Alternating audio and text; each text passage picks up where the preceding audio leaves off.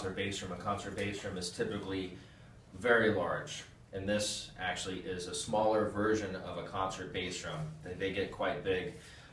Sometimes they are just put on a stand, just like this.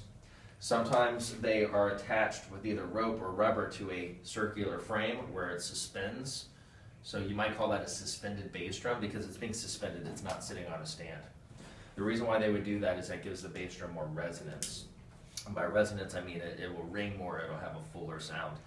So there's two general techniques with bass drum that you'll use a lot. One is for orchestral playing that is very like lyrical, where you want big boomy sounds or sounds that resonate quite a bit or ring for a long time.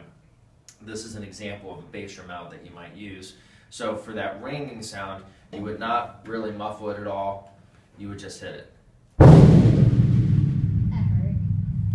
Sorry. So when you do that, you don't want to hit it right in the middle. When you hit the bass drum right in the middle, you'll get a thud sound. Just off the middle, you'll get more of a, less of a thud and more of that low growly sound you want. Now, the other way to play it is more of a short sound, and you create that by muffling the drum. You can muffle it with your knee, which is sort of a traditional way to do it. And the harder you push your knee into the drum, the more short it will become, I guess, or the shorter it will be. Now the other way to do it is to put your hand on there. Sometimes you'll grab a towel or some felt or something and just kind of lightly touch the drum to create more of that short sound.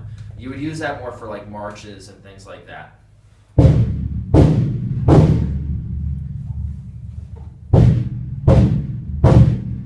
Okay. Now let's say you need to do a bass drum roll, which happens from time to time. You can still use a mount like this on a drum like this, but generally the bigger the drum, the heavier and the bigger the mount you want to use. I think this is a good mount for this drum. I don't think that this is a good mount for this drum, but it still works. Now if you need to do a bass drum roll, which is basically this,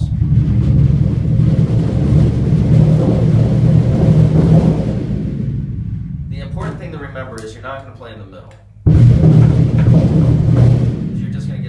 Bunch of thuddy action. You want to play off center, not on the edge, but just off center, kind of like you would timpani. And you play an open stroke roll to get that roll sound, but something I want you to pay attention to is, you see how my arm is? That's not comfortable at all. So usually if I'm playing a roll, I'll play with traditional grip in the left hand to compensate for that angle. Now if I was on a suspended bass drum that I could turn and tilt, then I can make this more flat and maybe even play this way. But it really doesn't matter how you do it. What matters is the sound that you're creating. And so that's the general stuff with the bass drum. And one other thing, and especially for you beginning students, is when you get onto a bass drum, don't start taking all these knobs and turning them around. They're where they are for a reason. They're tuned right now. So if you start just messing around with it because you don't like the way it looks, maybe it's not going in a full circle with the rim, then you're going to mess up the tuning, so don't do that. This is not a very thick head. These heads are extremely expensive. Sometimes a song might call for drumsticks.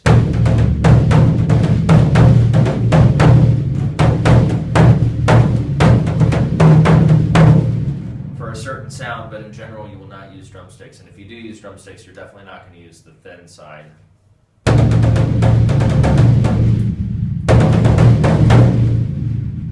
So that's the general stuff. Do you guys have any basic questions for me? Everything there is good? Okay, cool.